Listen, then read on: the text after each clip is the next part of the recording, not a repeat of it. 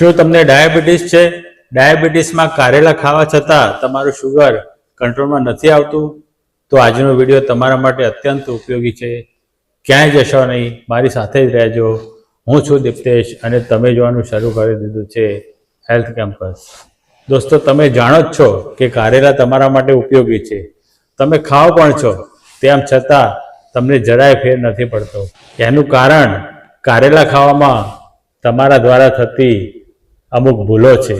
આજે હું તમને એ ભૂલો સુધારીને કારેલાનો મેક્સિમમ બેનિફિટ તમને મળે અને કારેલાની અસર તમારા શુગર લેવલ ઉપર ખૂબ જ પોઝિટિવ રીતે થાય એની તમામ માહિતી આપવાનો છું, અગત્યની ટિપ્સ આપવાનો છું. આજે હું તમને કારેલા કડવા હોવા છતાં એની કડવાશ તમને ઓછી જણાય અને તમે કારેલા સરળતાથી ખાઈ શકો એના વિશે પણ વાત કરવાનો છું. સાથે સાથે હું તમને કારેલા ખાવાનો યોગ્ય સમય પણ બતાવવાનો છું. કારેલા આખા સારા કે કારેલાનો જ્યુસ પીવો સારો એના વિશે પણ વાત કરીશું. કારેલાનો જ્યુસ કાઢવામાં કઈ ભૂલો ના કરવી અને કારેલાનો જ્યુસ કેવી રીતે પીવો, ક્યારે પીવો, આ બધી જ માહિતી આજના વિડીયોમાં તમને મળવાની છે. આજનો વિડીયો આપણા મિશન હરાવો ડાયાબિટીસને અંતર્ગત છે. જ્યાં દોસ્તો હરાવો ડાયાબિટીસના મિશનમાં તમે સામેલ થઈ જાઓ અને તમારી લાઈફસ્ટાઈલ સુધારો, તમારી શુગર કંટ્રોલ કરો અને લાંબુ જીવો.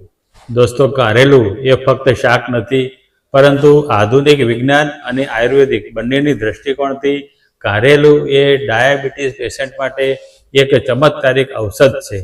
કારેલામાં એવા 3 તત્વો હોય છે. આ 3 તત્વો તમારા શુગર મેટાબોલિઝમને સારું કરવા, તમારી શુગર ઓછી કરવાનું કામ કરે છે. સૌથી પહેલું તત્વ આપણે જોઈએ તો પોલીપેપ્ટાઇડ પી. આ પોલીપેપ્ટાઇડ પી છે એ પ્લાન્ટ બેઝ ઇન્સ્યુલિન છે. જ્યાં દોસ્તો અને કારેલામાંથી મળતું આ ઇન્સ્યુલિન તમારા સેલ પાસે જઈને શુગરનો અણુ સેલમાં જઈને કામ કરી શકે એની વ્યવસ્થા કરે છે. બીજું તત્વ છે ચેરેન્ટીન.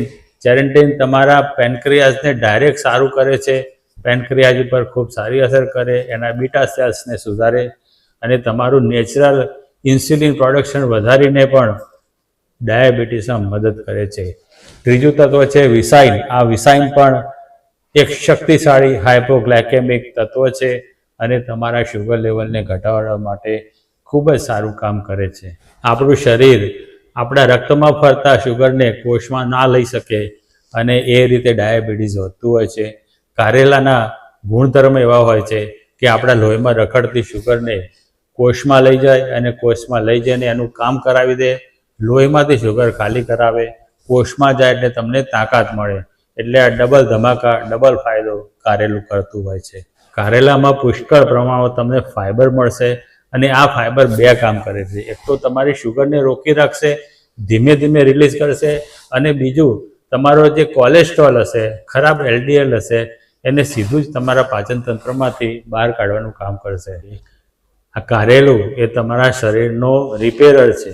તો કારેલું તમારા શરીરમાં જઈને તમારા કોષોનું રિપેરિંગ કરે છે, સાથે સાથે ઇન્સ્યુલિન ઉત્પન્ન કરતા બીટા સેલ્સને પણ રિપેર કરે છે અને રિપેર થયેલા બીટા સેલ્સ ખૂબ સરસ રીતે કામ કરીને તમારું ડાયાબિટીસ ઓછું કરી શકે છે. આપણા લીવરનો સફાઈ કામદાર કારેલું આપણા લીવરને ડિટોક્સ કરીને આપણને ઝેરી તત્વોથી બચાવે છે અને આપણું લીવર ઉત્તમ રીતે કામ કરે એટલે પાચન સુધરે, બીજા મેટાબોલિક જે એન્ઝાઇમ્સ હોય એ બધા સરસ રીતે રિલીઝ થાય અને તમને તમારી તબિયત ઓવરઓલ રીતે ખૂબ સારી કરી આપે. દોસ્તો, કારેલા લો કેલરી હોય છે અને સાથે જ પોષક તત્વોથી ભરેલા હોય છે. કારેલાની અંદર તમને વિટામિન સી, પોટેશિયમ, મેગ્નેશિયમ આવા જરૂરી પોષક તત્વો મળે છે અને તમારી તબિયત ઓવરઓલ ખૂબ જ સારી કરી આપે છે. ટાઈપ 2 ડાયાબિટીસ માટે અને વજનનું નિયંત્રણ કરવા માટે કારેલા ઉત્તમમાં ઉત્તમ વસ્તુ છે. દોસ્તો, આગળ તમારે કઈ ભૂલો ના કરવી જોઈએ એવી 6 ભૂલો હું તમને બતાવવાનો છું. આ 6 ભૂલો એવોઇડ કરીને તમે તમારા કારેલાનો મેક્સિમમ બેનિફિટ કાઢી શકશો. પરંતુ એ પહેલાં ખાસ અપીલ કરી દઉં, આ વિડીયોને એક લાઈક કરજો, એક સરસ મજાની કોમેન્ટ કરજો, તમારા મિત્રોમાં આ વિડીયોને શેર કરજો અને જો હજુ સુધી તમે આપણી ચેનલને સબસ્ક્રાઈબ ના કરી શક્યા હોય તો અત્યારે જ નીચે આપેલું સબસ્ક્રાઈબનું બટન દબાવો, બાજુમાં આપેલું બેલ આઇકન દબાવો અને એક પણ વિડીયો તમે ચૂકી ના જાઓ એની વ્યવસ્થા કરી નાખો. દોસ્તો, કારેલાની આપણને પૂરતી અસર નથી મળતી અથવા તો અસર જ નથી મળતી. એનું સૌથી મોટું કારણ છે કારેલાના શાકની અંદર ગોળ નાખો. જ્યાં દોસ્તો આપણામાં એક એવો ભ્રમ હોય છે કે ખાંડ તો રિફાઇન્ડ હોય એટલે ખરાબ, પરંતુ ગોળ તો આપણો દેશી છે એટલે સારો. પરંતુ એ ભ્રમ તમે છોડી દેજો. ગોળ એ ખાંડ જેટલું જ ખરાબ કામ તમારા માટે કરશે. દોસ્તો, કારેલાની કડવાશ જે તમને નથી ગમતી એ જ કડવાશ ખરેખર આ બધા જ પોષક તત્વો ધરાવે છે અને ખાસ કરીને મોર્મોડિસિન નામનું તત્વ ધરાવે છે.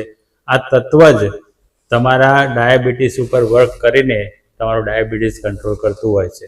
આ મોર્મોડિસિન તત્વને તમે જ્યારે ગોળ નાખો છો ત્યારે મારી નાખો છો અને મોર્મોડિસિન વર્ક ના કરી શકે એટલે કારેલાનો કોઈ બેનિફિટ તમને ના મળી શકે.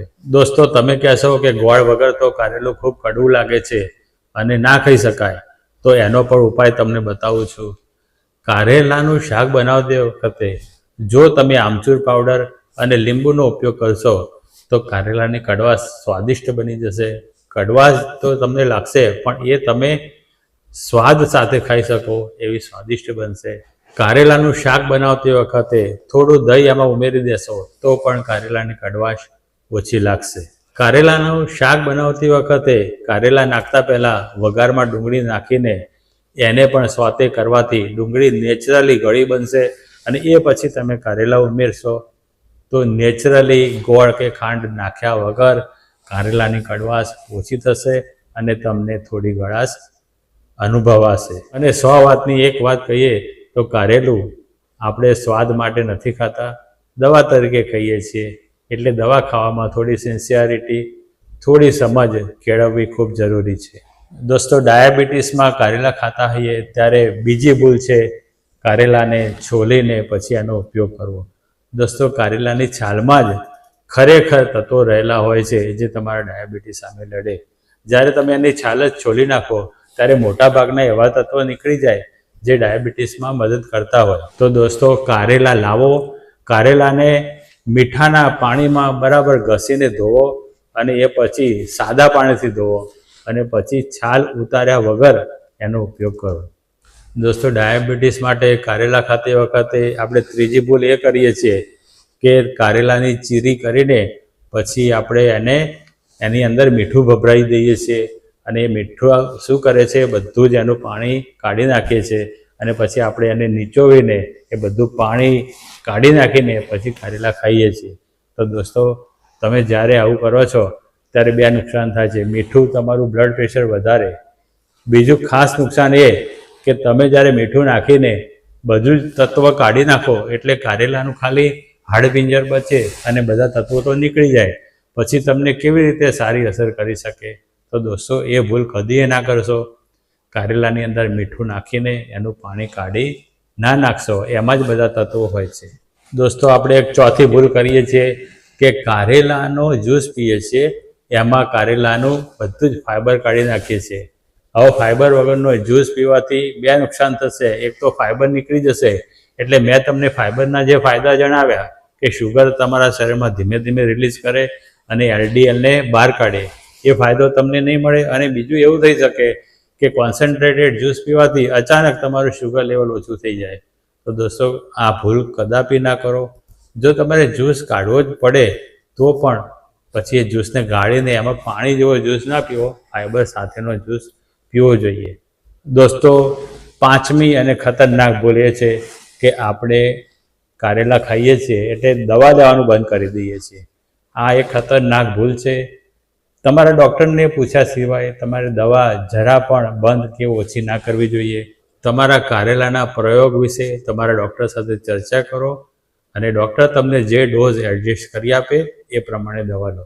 બીજમાં એવા તત્વો હોય છે જે અન્ય પોષક તત્વોને તમારા શરીરમાં ના જવા દે. તો જ્યારે પણ કારેલા ખાઓ, બીજડા કાઢીને ખાશો તો વધારે સારું છે. દોસ્તો, ચાલો જોઈએ કે કારેલા આખા ખાવા જોઈએ કે જ્યુસ કાઢવો જોઈએ, બંનેમાંથી કયું સારું? તો દોસ્તો, ખરેખર તો કારેલા તમે આખા ખાઓ એ સારું, પરંતુ કોઈ કારણવશ તમારે જ્યુસ કાઢવો પડે તો આપણે આગળ જોઈશું કે જ્યુસ કેવી રીતે કાઢવો અને કયા ટાઈમે પીવો. કારેલા તમારે ખાવા હોય તો તમે થોડા બાફીને ખાજો તો થોડું વધારે સારું રહેશે. અથવા આપણે શાક તરીકે તો ખાઈએ જ છે, એ પણ ઉત્તમ રીત છે. કારેલા ખાવાનો ઉત્તમ સમય સવારે ખાલી પેટે છે. કારેલાનો જ્યુસ બનાવો તો લગભગ એક નાના કારેલાનો જ બનાવો, ખૂબ વધારે જ્યુસ તમારે નથી પીવાનો. જો તમને કારેલાનો જ્યુસ કડવો લાગતો હોય તો એમાં લીંબુ નીચોવો અને થોડી કાકડી પણ કારેલાની સાથે જ્યુસ તરીકે લઈ લો, તો એ રસ તમને વધુ ગુણકારી પણ લાગશે અને કડવો પણ નહીં લાગે. એક ખાસ સાવધાનીની વાત, તો દોસ્તો કારેલા એક ખૂબ જ પાવરફુલ દવા છે અને આ પાવરફુલ દવા તમારું શુગર એકદમ લો કરી શકે છે. એટલે કારેલા જ્યારે પણ ખાતા હોઈએ ત્યારે તમારા શુગર લેવલ ઉપર ખૂબ જ વોચ રાખવી જરૂરી છે.